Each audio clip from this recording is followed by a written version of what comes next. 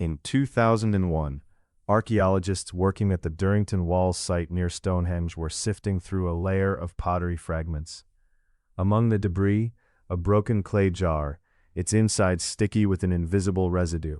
At first glance, it looked like any other ancient vessel, but after careful chemical analysis at the University of Bristol, researchers made an unexpected discovery. The residue inside the jar was packed with the signature fat molecules found in cow's milk. That wasn't so strange. Neolithic farmers in Britain kept cattle. But the real revelation came when geneticists pulled ancient DNA from nearby human bones dated to around 5,000 years ago. The people who used these jars, they lacked the mutation that allows most Northern Europeans today to digest lactose, the main sugar in milk, after childhood. Their bodies would have reacted to fresh milk with the same discomfort most adults on Earth still feel today. So why then were they storing and consuming raw milk? And more intriguingly, how did their descendants become some of the only people in the world who can drink milk as adults without a problem? The answer would take decades of research stretching from ancient ruins to the latest DNA databases, and it still surprises most people. If you're enjoying these unexpected stories about our ancestors, quick reminder this is still a small channel, and a like or subscribe genuinely helps us keep making them. Because the story of lactose tolerance isn't just about milk, it's about evolution, culture, and how the tiniest genetic change can reshape entire civilizations. If you assume that being able to drink milk as an adult is normal, think again. For most of human history, it was exactly the opposite. Almost all mammals, humans included, lose the ability to digest lactose after weaning. That's because lactase, the enzyme that breaks down milk sugar, sharply declines in production once childhood ends. If you drank raw milk as an adult, you'd likely experience bloating, cramps, and diarrhea. This isn't rare. Today, about 2/3 of people globally are lactose intolerant to some degree. And when researchers analyze DNA from ancient skeletons across Europe, Asia, and Africa, nearly all lack the genetic variant that enables lifelong lactase production. For example, genetic analysis of Neolithic remains from sites such as Çatalhöyük in Turkey and the linear band ceramic sites in Central Europe show that early farmers were almost universally lactose intolerant. Even 4,000-year-old skeletons from the Pontic-Caspian steppe, often associated with the spread of Indo-European languages, typically lack the mutation for lactase persistence, the -13,910T allele near the LCT gene. In other words, for tens of thousands of years our ancestors stopped drinking milk after early childhood. This makes what happened next even more puzzling, because a small minority of populations, mostly in Europe and parts of Africa, eventually flipped this genetic switch. The secret behind adult milk drinking lies deep in our DNA. The lactase enzyme is coded by the LCT gene on chromosome 2.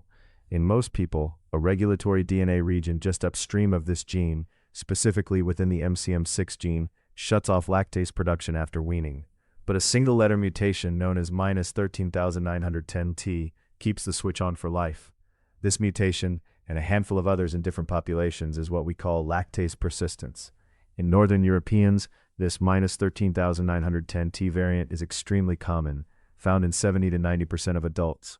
Yet, in ancient hunter-gatherers and even early European farmers, it's absent. Researchers like Johannes Krause and Carle Lelueza Fox have confirmed its recent origin through ancient genome sequencing.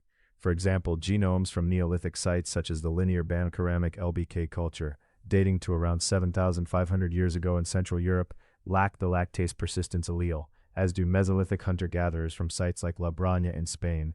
The key question isn't just where it came from, but why it exploded in frequency so quickly. Because evolution doesn't favor new traits unless there's a real-world advantage, often a matter of life and death. So what changed? Archaeological evidence from sites like Çatalhöyük in Anatolia and Durrington Walls in Britain shows that as farming and animal domestication spread, so did the use of dairy. Stable isotope analysis of pottery shards has revealed traces of milk fats dating back at least 8,000 years. Here's the irony of evolution. The archaeological evidence for cattle herding and milk use long predates widespread lactose tolerance.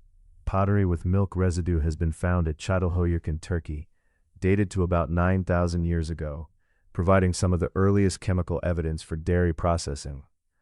Ancient African rock art at Tassili Niger in the Sahara features detailed scenes of herders milking cattle, created 7,000 to 8,000 years ago.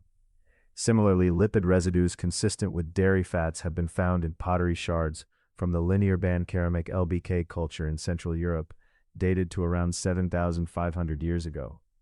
Yet when scientists analyze DNA from human skeletons at these Neolithic sites, such as Darenberg-Merensteig II in Germany or the remains at Châtelheuc, they almost never find the lactase persistence mutation, specifically the negative 13,910 T allele near the LCT gene.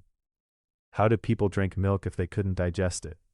The answer, they mostly didn't. Instead, they fermented milk into yogurt, cheese, or kefir, traditional processes that use bacteria to break down much of the lactose into simpler sugars. Traces of early cheese making have even been found in Polish pottery sieves from the site of Kujawia, dated to 7,500 years ago. This reduced lactose content allowed adults to safely consume nutritious dairy products and is a fascinating example of culture adapting before genes do. But at some point, something changed. In just a few thousand years, the genetic variant for lactose tolerance spread rapidly in certain populations, especially in Northern Europe and some parts of East Africa. Recent genetic studies suggest a surprising twist.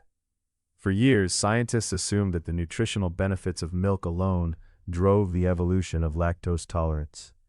But a 2019 paper in Nature Communications, led by Mark Thomas and colleagues, showed it wasn't that simple.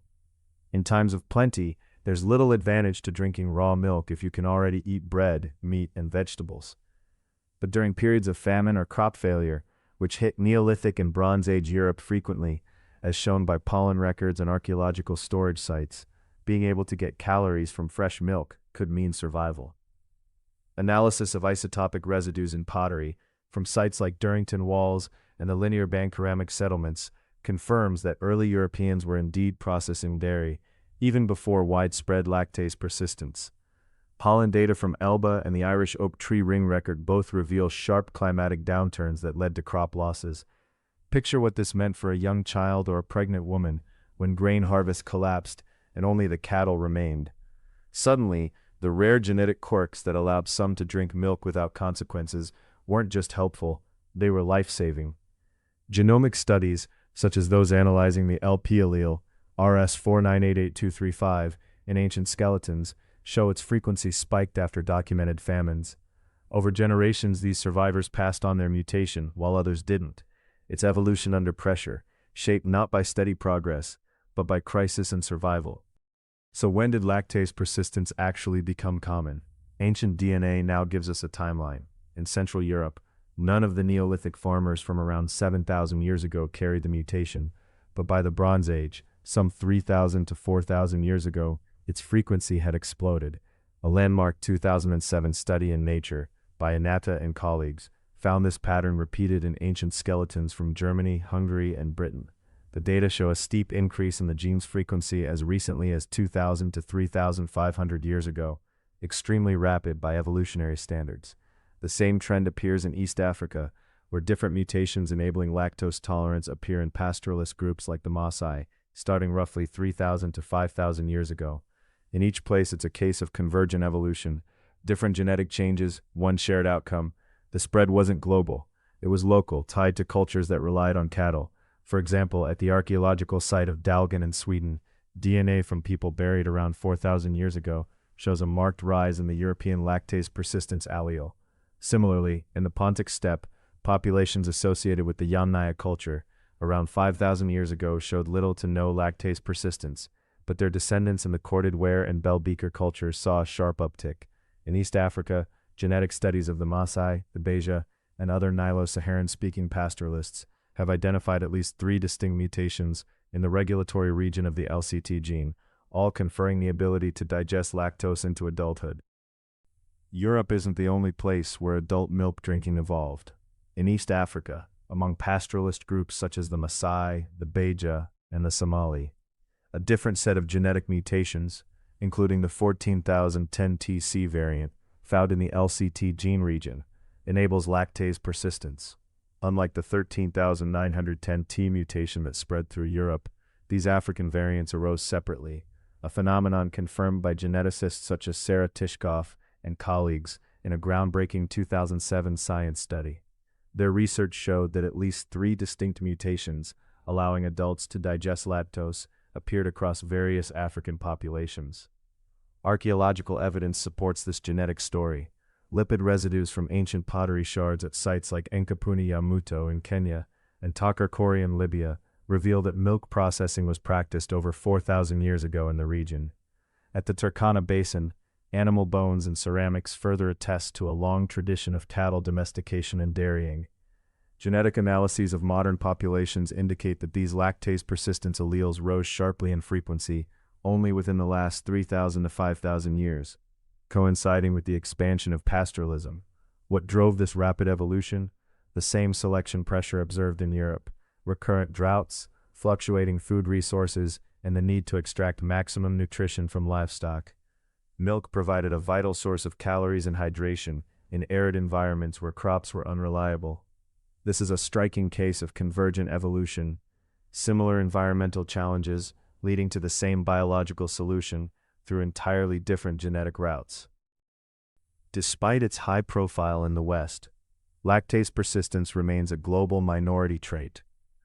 In East and Southeast Asia, as well as most of West Africa and indigenous Americas, rates of adult lactose tolerance remain under 10%.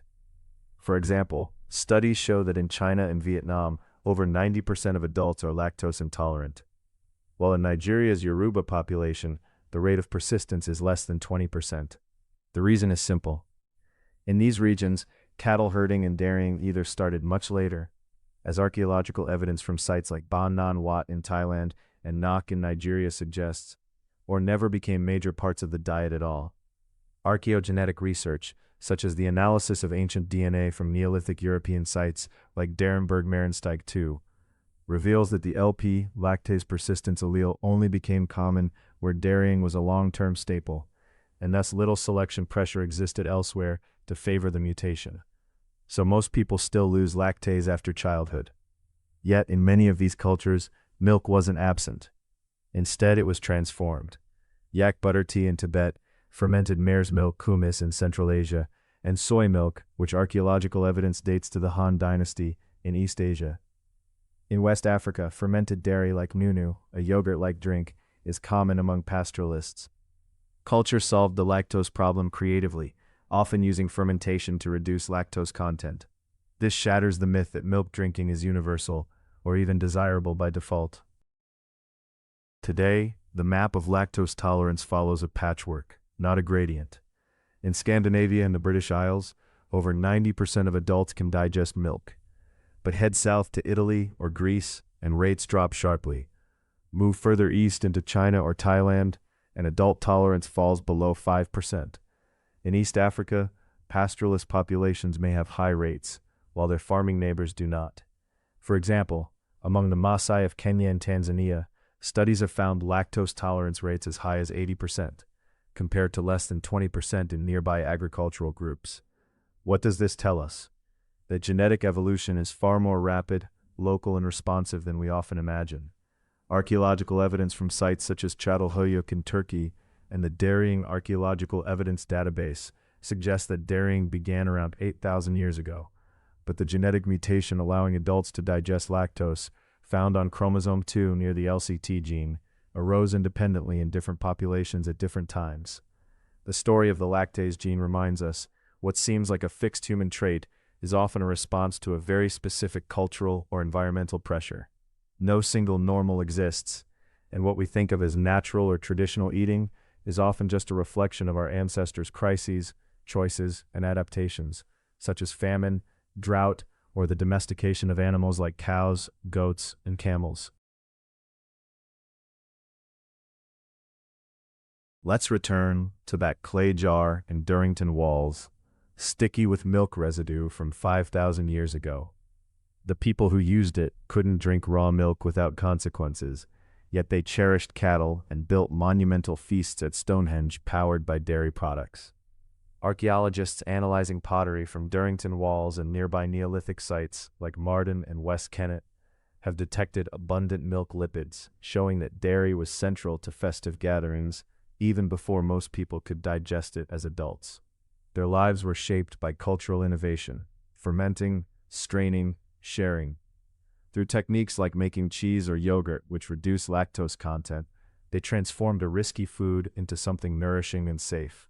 Evidence from the Polish site of Kujawia, where strainers containing milk fats were found, suggests that cheese making may have begun in Europe as early as 7,500 years ago. These communities lived right on the cusp of a genetic revolution they could never have foreseen. Within just a few dozen generations, a tiny mutation in their descendants' DNA, specifically a change in the regulatory region of the MCM6 gene, which controls the production of lactase, would allow the enzyme to persist into adulthood. Ancient DNA studies, such as those from the remains at the Portolan cave in Atapuerca, Spain, show that the lactase persistence allele was almost entirely absent in early European farmers, only rising in frequency during the Bronze Age.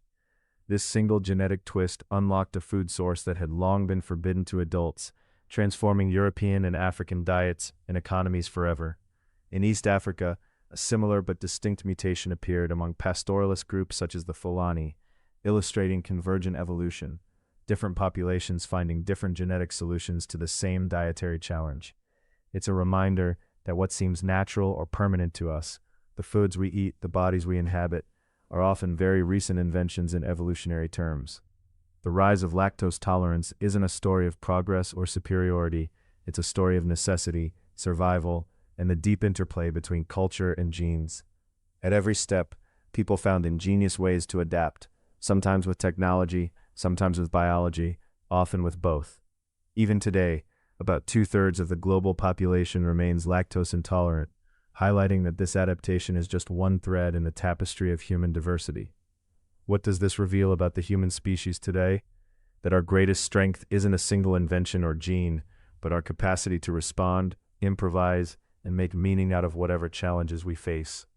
Milk drinking might seem trivial, but it's a perfect symbol of human plasticity and of the surprising ways our past shapes our present. Knowing now that most of your ancestors were probably lactose intolerant until surprisingly recently, does this change how you think about food traditions or what it means to be normal? What are the tiny genetic quirks in your family that tell a bigger story? Share your thoughts below.